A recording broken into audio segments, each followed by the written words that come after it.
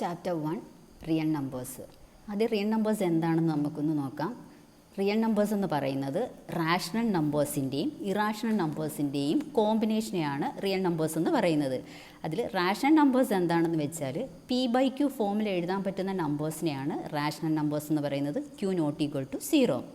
Irrational numbers എന്ന് പറഞ്ഞാൽ non terminating non recurring നമ്പേഴ്സിനെയാണ് ഇറാഷണൽ നമ്പേഴ്സ് എന്ന് പറയുന്നത്. അല്ലെങ്കിൽ P/Q ഫോമിൽ എഴുതാൻ പറ്റാത്ത നമ്പേഴ്സിനെയാണ് ഇറാഷണൽ നമ്പേഴ്സ് എന്ന് പറയുന്നത്.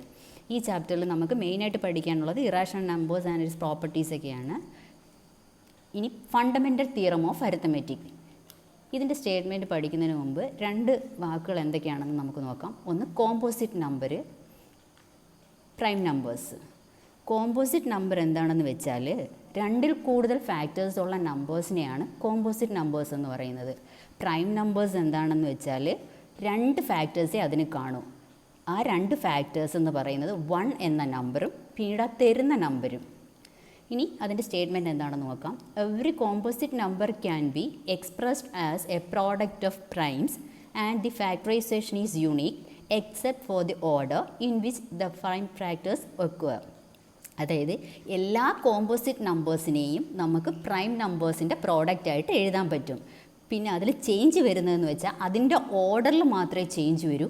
പക്ഷേ ആ പ്രൈം ഫാക്ടറൈസേഷൻ എപ്പോഴും യുണീക്ക് ആയിരിക്കും. എക്സാമ്പിൾ 12നെ 2×2×3 എന്ന് എഴുതാം, അല്ലെങ്കിൽ 3×2×2 എന്ന് എഴുതാം.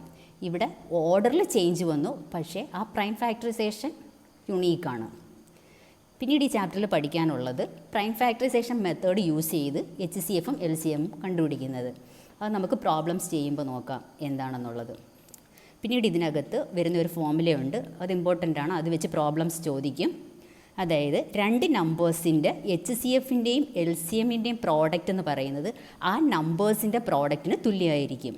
അതായത് AB എന്ന 2 നമ്പേഴ്സിൻ്റെ HCF of AB into LCM of AB എന്ന് പറയുന്നത് product of A into B ആയിരിക്കും.